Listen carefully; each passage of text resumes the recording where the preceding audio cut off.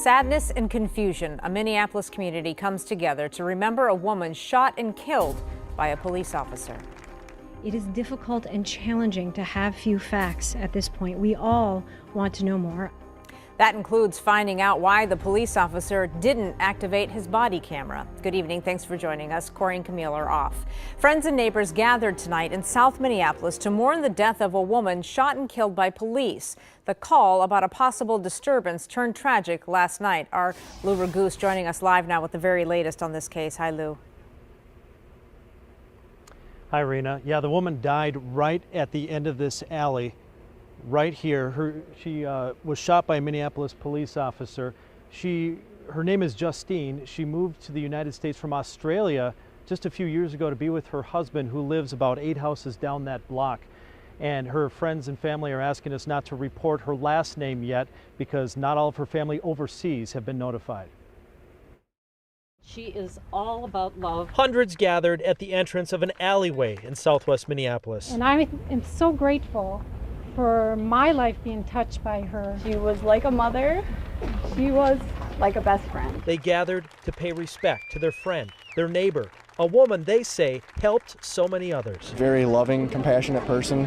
Her whole mission in life was to help people with any problem they might have. Justine was a spiritual healer who led meditation sessions with dozens of others in Minneapolis.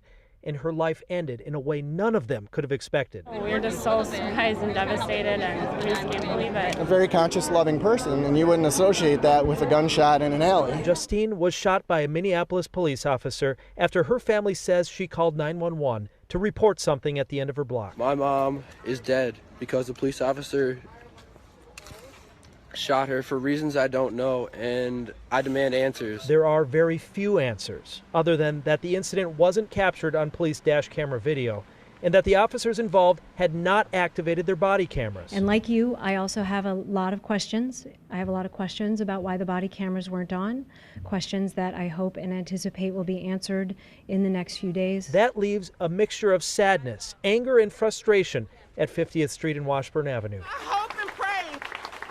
That this is a wake-up call for this community. She would want us to not wallow in our grief.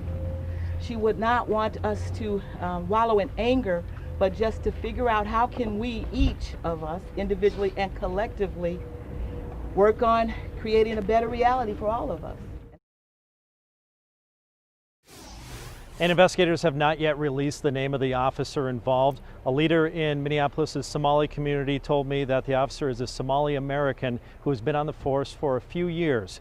He says that community is mourning this death. Back to you. All right, Lou Ragoose live for us in Minneapolis tonight.